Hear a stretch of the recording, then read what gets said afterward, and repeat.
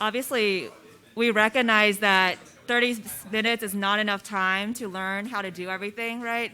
So this is just a teaser to get you guys interested in. So I know you might not be able to finish everything. And that's kind of a point too, right? How long did you think 30 seconds was going to take you to record and edit and be done? What do y'all think?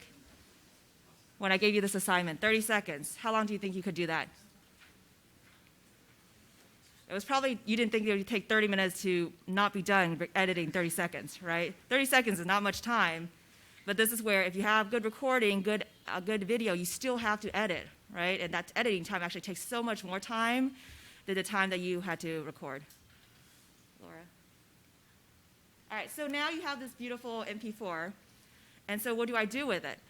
Well, you want to share your work, right? So whether that's you're sharing it just with your rotation, you have 2 rotators, you want to just send that video to them, or you want to send it publicly. I want all of you guys to see my video. How do I do that, right?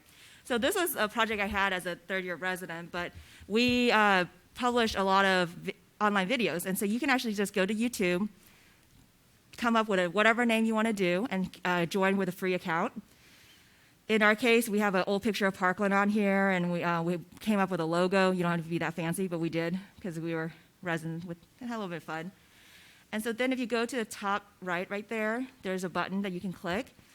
And if you drop down, you're going to select your channel. So once you do that, you're actually going to open up what's already on your channel. So if you just started this, there'll be nothing here. In this case, we recorded some videos, and so you can actually see all the videos that you have previously published onto YouTube. So now I don't have anything on here right now, and I want to put in that beautiful beignet video that we just recorded. How do I do that? You go up to Create up here, click that button, and now again you can drag and drop, or you can select a file. So here you're going to drop that video in. This is something that Dr. Cooper made last year. So we drag that into this section, and then we let it load.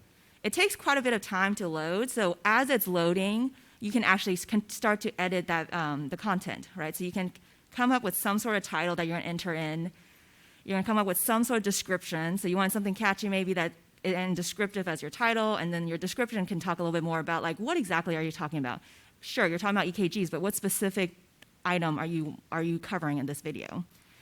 There's a thumbnail section, so YouTube will automatically randomly select a clip of your video and use it as your starting screen, right? So here this screen is what is starting, but maybe you actually want your title slide to be your starting screen. So you actually select thumbnail and pull in that JPEG so that your starting screen is something that you've chosen.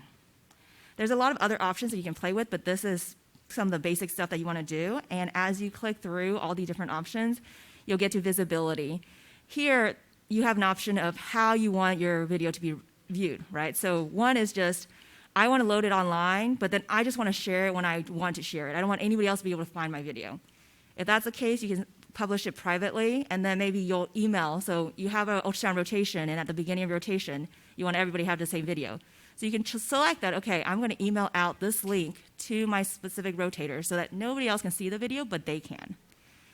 You can also, leave it unlisted. That means that instead of having to every month send out an email to my rotators, I can just say, go to this link. I don't have to share it with them. It's made public, but if Laura wanted to search for my video, she would have to try really hard to find it. It's not published publicly.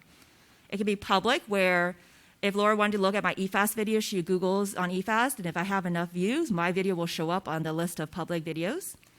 And you can even schedule it. So after this session, I want to publish my video, but I don't want you to see it before my session finishes.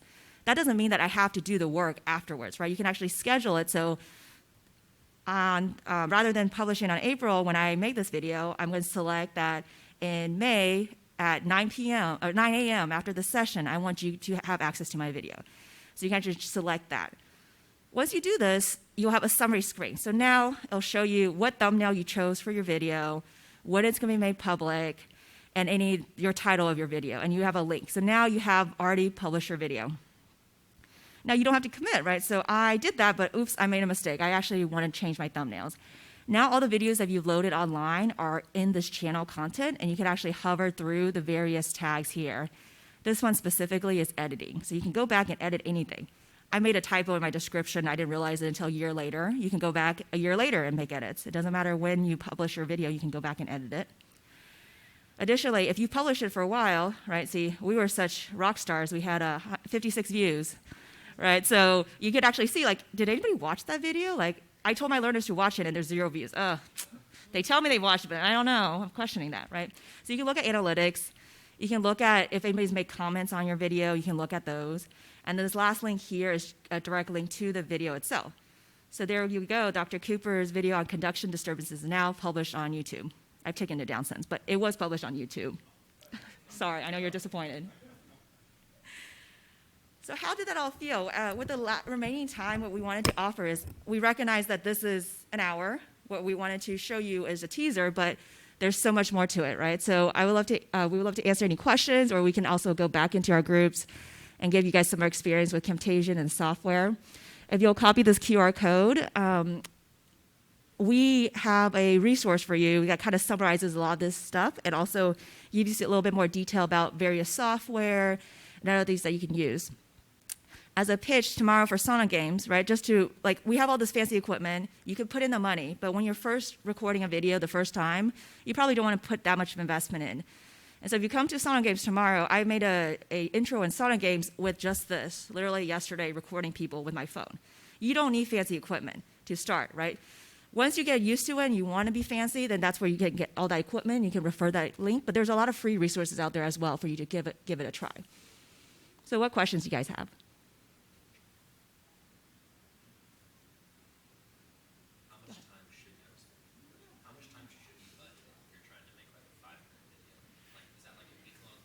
Yeah. 2 days, or probably gets faster as you learn it. Yeah. There's 2 elements. One is how good is your recording, right? So if you, as you imagine, out here, there's a lot of background noise. You stumble a lot. You have to edit out all your all that stuff. Then it's going to take longer.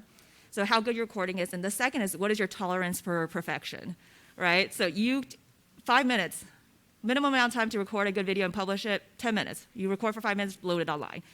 If you're not happy with that, then that's where the editing process comes in. What about you guys? What do you guys think? Yeah, I added ours for every 10 seconds. Basically, for a minute, it's 6 hours. For every 10 seconds, it was 1 hour of position time. But that was included putting the project together and then actually using it on Camtasia, editing it, and uploading it. And we made several 8-minute videos. So it's like 50 hours of work for an 8-minute video. Sounds crazy, but we added 4 or 5 docs on it, and it could be an investment in time. And we did. We wanted, the fade in makes it look unchoppy. So when you start doing fade, you start doing transitions, it adds time. The other thing I'd add is, what's your audience? If you guys want like 1 million hits, you're not going to be doing decent medical education videos. That's not what I'm looking for. I'm looking for training my residents in the boring subject of building and coding. And I want it in 6-minute increments, because that's all they're going to have. They're not going to take an hour lecture on building and coding. So for me, I've got 200 hits, I'm happy. It's like, that's great. Hey, we're up to 300 hits. My residents have watched it a few times. That's fantastic. And then, we have other people here who say, well, I'm sorry your video is done so poorly. It's like, I'm not looking to be a TikTok star. My goal is I don't want to give it 300 times. That's what I don't want to do. And plus, you can have watch it and then say what questions do you have. And 50 hours seems like, oh, sorry, go ahead, God. Well, I think the last piece of it was just, now it's kind of intentionality, right? If this is to stop having to give the lecture over and over again, then that's going to save you probably 50 hours of lecture time. So it sounds like a lot, but you're investing basically in one video that you will use for perpetuity. Versus, if this is a one-off video, with just one short thing, you're going to spend a lot less time. And then maybe that 10 minutes, because you're just like, I just do it one single time. But if it's something you're planning to use multiple times, it's worth the investment because you're going to use that for a lot. Go ahead. I think you had your... Is it easy to record simultaneously through like 2 different sources? So say like you're doing an ultrasound video and you're like demonstrating like how to actually like do the personal video, but you also want to like record like a clip from like your soda site while you're actually doing the scan. Is that relatively easy to do through Camtasia? Yeah, so you mean the videos, right? Not the audio? So for Camtasia, you can only have one audio source. So I mentioned in one of the groups, you might have in your slide deck or your video sound, but you really want to have a headphone, and so you can talk and record your speaking, but don't record what the audio file that you already have. A recording on top of a recording on top of a recording will just degrade that quality, right? So one is that, yes, if you're recording audio, you really want only one source and then just bring them together in the editing process.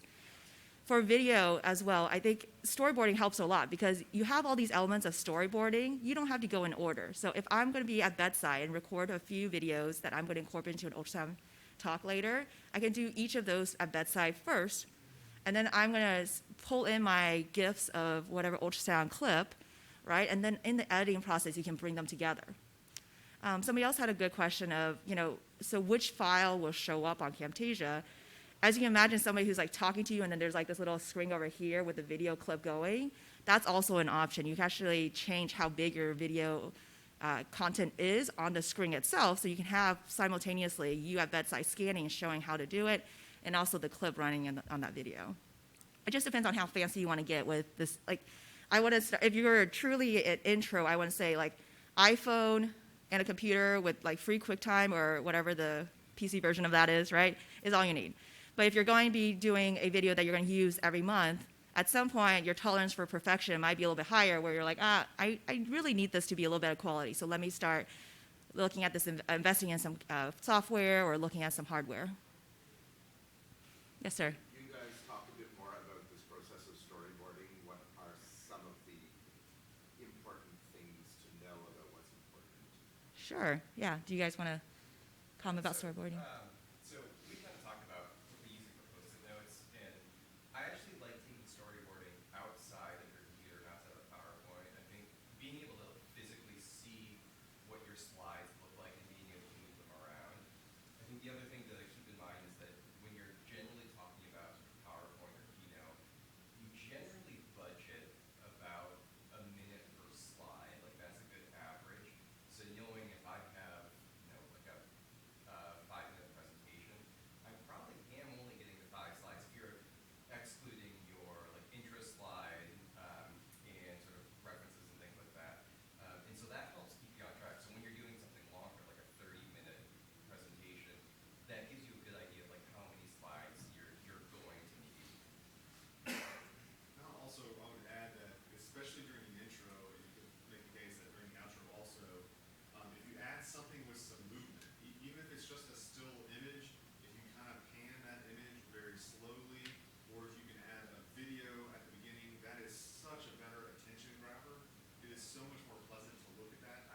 I'll give Mike Weinstock credit for that, because he's the one who actually gave me that piece of advice. But if you can find a video, or if it's just a slide, at least pan a little bit, it really helps your introduction. Yes, ma'am. I have one other question.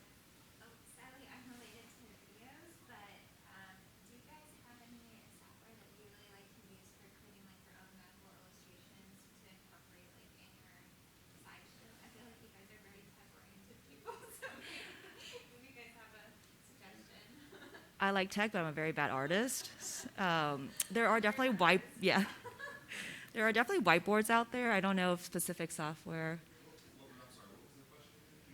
I was asking in terms of, like, do you have any software that you recommend using to create your own medical illustrations or, like, to incorporate into your lectures? I see some people that have these, like, beautiful illustrations, and I'm not artistic, but is there some software that will help me? Yeah, we have 66 residents, and we usually have one graphic artist in there. So that's the software I use. Just one of my residents. And some of them love drawing, and it's amazing that they have hidden talents. So that's some of the sources we use to just ask around your faculty and your residents. So I'll confess that I cheat. I will download images that someone else has already made that's beautiful, and I get my little stylus right here, and I literally just trace over it. Gotcha. And that way I don't run into copyright issues, and it's my own. Makes sense. But yeah, I do that all the time. Yeah. There's a lot of I was going to say, one thing that you might bring up as well is that whenever you're searching for images, make sure that you filter for Creative Commons licenses. Yeah. So if you go to Google search, there's literally an option that you can check that is for Creative Commons. So those are images that you can use safely and be video and audio. So everything that we used, all the images that we got were all Creative Commons. But you just do a regular Google search and you pull an image off of it, or get audio off of a search. You put it in as reliable. There's a couple other websites. So that's a great option, is to just change the search advanced options to make sure you're only searching for Creative Commons. There's a website called Pixabay, which a lot of people get pictures from, really nice kind of stock images, and almost all of them, if not all of them, are Creative Commons. And then if you're looking for music, there's one called Free Music Archive. That's all Creative Commons that you can get. People just make stuff themselves and put it on there, and they don't really. Most of them don't require any recognition or anything. Yeah, and I think that's something good to keep in mind, because like when you're presenting for like your resident conference, it's probably not a big deal. If you're putting something online, you're going to do something that's password protected, so it's only available to your residents or your faculty. Again, probably less of an issue, but once you make it public on YouTube, that is where you're going to run into those issues where you have to be much more careful with that. I also like Canva. So for if you're looking at medical illustration that's specific and more niche, then it's going to be harder to find. But if you're looking for like a random cut like this, like all my slides I make on Canva, you can pull in all this free copyright-free stuff and make your slides really pretty. Canva, C-A-N-V-A. All right, with that, we're at the end of our session. We're happy to stick around and answer any other questions, but thank you guys all for coming and participating. I love all the radio voices out there too. Appreciate it. Yeah, thank y'all. Good stuff. Feel free emails. Yeah. And if you will sign in to that sign-in sheet that should be circulating somewhere, I will send out your resources as well. Thank y'all.